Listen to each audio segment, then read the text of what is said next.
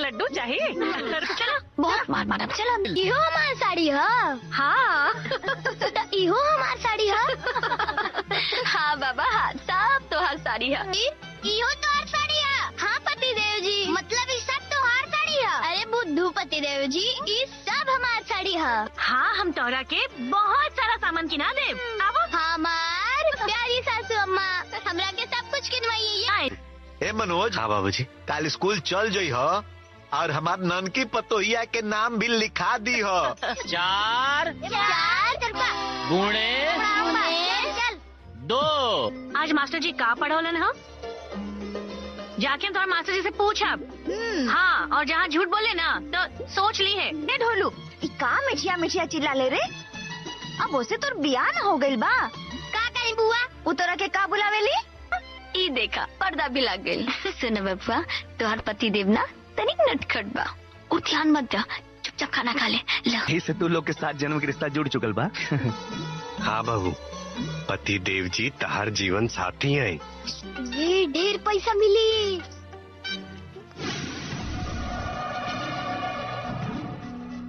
अपना के ना बहुत धनवान समझत बड़ी।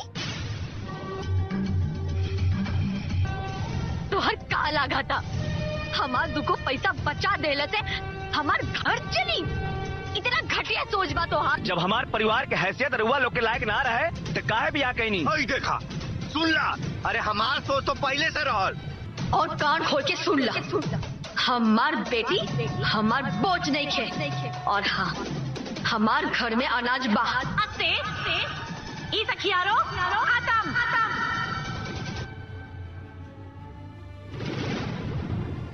हमार घर परिवार हमने की संपन्नता देख के जरा तारू। और जाना तारा का कहत रहली कि उ त हमरा सखी के परिस्थिति ठीक न रहे, यही चलते हम चुप हो गई। सखी सखी मत बोला हमके। ए जी का हो गई? अरे ए बबुआ, का भइल हा? पता न बाबूजी। सखी हमार बात सुनो, बस करब।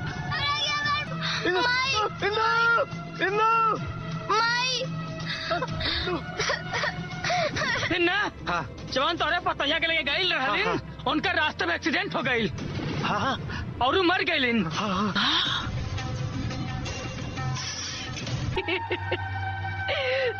ए जी देखी ना, जिंदगी भर खातिर हमार माथा पे कलंक लग गई। सासू अम्मा माई के रोग है माई। रउआ की कोनो बात लगी तो रउआ हमनी से बेझिझक कहा।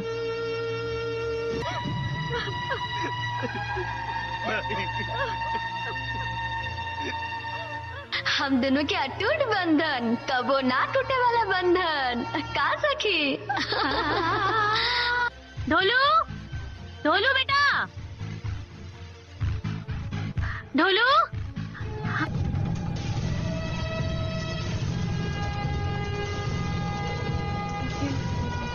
आराम से बचवा। हम अपना घर से भाग के आइल बानी। अरे काहे? हम अपना प्राण पी के ले बिना ना जाए। ई रखी अपन धोती और ई रखी अपन कलेवा। दामाद जी, बड़ लोग के झगड़ा के बीच लइकन के में का गलती बा? प्रणाम ससुर जी। खुश रह बेटा।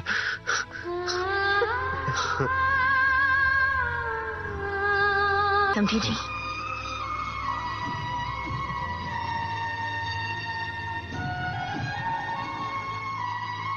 नमस्कार, स्वागत है आप सभी का मेरे इस चैनल में।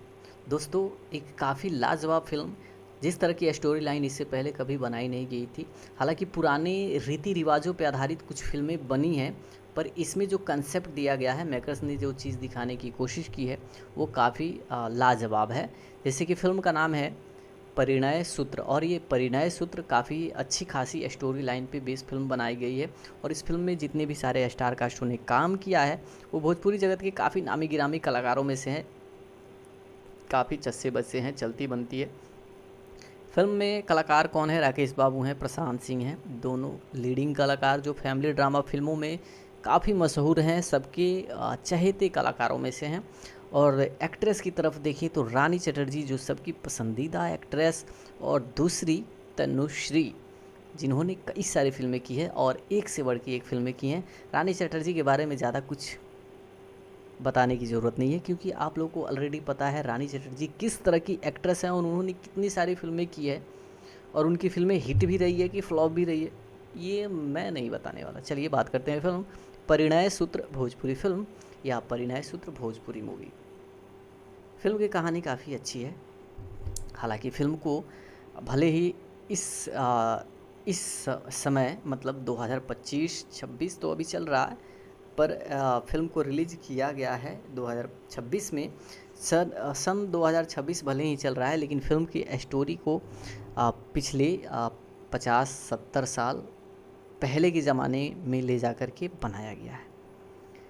हाँ, पिछले पुराने ज़माने के हिसाब से फिल्म को बनाया गया है। उसमें जिस तरह से बच्चियों की शादी की जाती थी, छोटे ही उम्र में शादी हो जाती थी, विदाई हो जाती थी, वो सारी परंपराएं इस फिल्म में दिखाई गई है जो अभी के समय में नियमानुसार नहीं है, उम्र के अनुसार नहीं है। ये मनाही भी है, सरकारी तौर तरीके से भी मना है। तो ये फिल्म उस तरह की बनाई गई है पर अभी के समय की फिल्म है।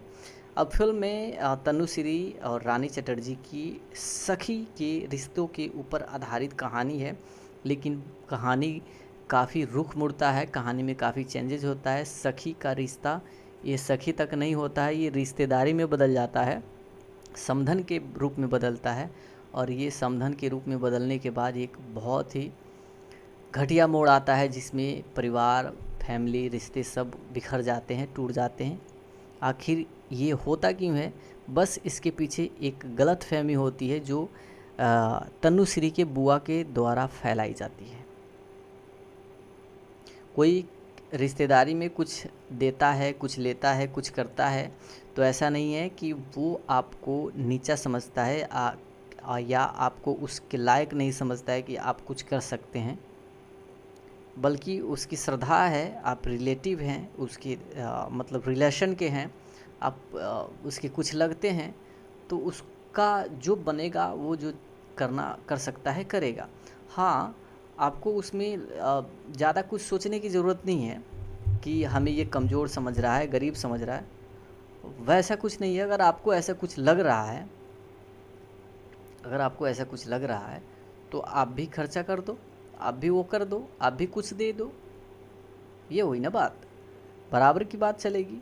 क्यों वो दे रहा है तो मतलब आप खुद को नीचा समझने की क्या ज़रूरत है? दे रहा है ले लो, और आपको अगर इतना ही नीचा लग रहा है तो आप भी उसके लिए कुछ खरीद दो, उसको दे दो।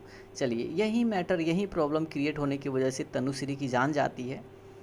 एक बच्ची से 2 बच्चियों के सर से माँ का साया उड़ जाता है। एक पति की पत्नी नहीं रहती है। बहुत सारा ट्रबलेशन आता है फिल्म में। दोस्ती इनकी सखियारों जो है रिश्ते में बदलने की बात आती है क्योंकि रानी चटर्जी के पास एक बेटा होता है, एक लड़का, और तनुश्री के पास 2 बेटियां होती है। तनुश्री प्रशांत सिंह की पत्नी जो बगल के गांव में ब्याही गई हैं, और दूसरी बगल की गांव में रानी चटर्जी ब्याही गई हैं जो राकेश बाबू की पत्नी है। सिर्फ यही नहीं, ललित उपाध्याय, विद्या सिंह भी इस फिल्म में काम किए हैं और भी सारे कलाकार हैं, सपोर्टिंग कास्ट हैं, उनको लेके ज़्यादा डिटेल में बात नहीं करेंगे। तो ये जो हैं, ऐसा है कि ये दोनों सखी आपस में मिलती जुलती रहती हैं। शादी के बाद भी इनकी सखी वाला रिलेशन अभी कायम है। फिर रानी चटर्जी ने अब उनकी बेटी मांगने की कोशिश की, यानी ऐसे तो कोई मांग नहीं सकता। फिर उन्होंने कहा कि मुझे भी एक बेटी की श्रद्धा है कि मेरे पास भी एक बेटी हो, तो सखी ऐसा करो ना, आप मेरे बेटे से अपनी बेटी की शादी कर दो, मुझे वो अपनी बेटी दे दो। फिर प्रशांत सिंह से पूछा उन्होंने, तनुश्री ने, उन्होंने भी कहा कि सही बात है, अच्छी बात है, इसमें क्या दिक्कत है, कर देंगे। लेकिन रानी चटर्जी की फैमिली वाले ललित उपाध्याय और विद्या सिंह मानने को राज़ी नहीं थे कि हम शादी करेंगे। लेकिन इस बात से रानी चटर्जी इतनी दुखी हो गई कि रात भर वो सो नहीं पाई। फिर उन्होंने दिमाग लगाया कि माँ जी को मनाने का काम जो है इनकी ननद, बड़ी ननद जो है वो कर सकती है, क्योंकि उनके बड़ी ननद के इशारे पे ही, हिसाब से ही उनकी सास चलती हैं। बड़ी ननद उनकी जो कहती हैं वो उनकी सास मानती हैं। तो ये दोनों पति पत्नी यानी राकेश बाबू और रानी चटर्जी ने प्लान बनाया कि हम उनसे कल बात करेंगे। फिर सुबह हुआ, राकेश बाबू गए, पहुँचे, बुलाए, वो रिश्ता तय करवाए, क्लियर हो गया, शादी हो गई। कुछ दिन यहाँ लोग रहे, फिर कुछ दिन वहाँ रहे। आपसी लगाव काफ़ी चरम पर था, कोई दिक्कत नहीं था। लेकिन दिक्कत पैदा करने के लिए एक आदमी की एंट्री होती है जो खुद तनुश्री की बुआ होती है, और उन्हीं की वजह से तनुश्री की जान जाती है। भले ही दोषी रानी चटर्जी और राकेश बाबू होते हैं, लेकिन गलती क्या नाम है उनका, रिंकू आयुषी नाम है, उनकी वजह से होता है। अब मैटर क्या है कि रानी चटर्जी थोड़ी अच्छी फैमिली से बिलोंग करती हैं। इनके पति के पास पैसे, घर वगैरह हर चीज़ हैं पहले से ही। ये लोग थोड़ा अमीर हैं, थोड़ा क्या अच्छे खासे अमीर हैं। लेकिन प्रशांत सिंह एक गरीब फैमिली से हैं, उनके पास ज़्यादा कुछ नहीं है। एक छोटा मोटा घर है और इनकम के सोर्स भी, ज़मीन जायदाद भी नहीं है और ज़्यादा कुछ नहीं है, तो ये नॉर्मल है। तो ऐसा है कि रानी चटर्जी उन लोगों का खर्च नहीं करना चाहती, उन लोगों से खर्च नहीं कराना चाहती। तो अपने बेटे के खाने के लिए चावल भी लेके आती है। वो लोग पैसा देते हैं इनके बेटे को, तो लेने से मना भी कर देती है, रिटर्न भी कर देती है कि ज़्यादा पैसे खर्च करने की ज़रूरत नहीं है, काम आएगा, आप रखिए। ये सब चीज़ों को नोटिस करती हैं रिंकू आयुषी कि कब क्या किससे कहा, किसका पैसा नहीं लिया, किसका रिटर्न कर दिया।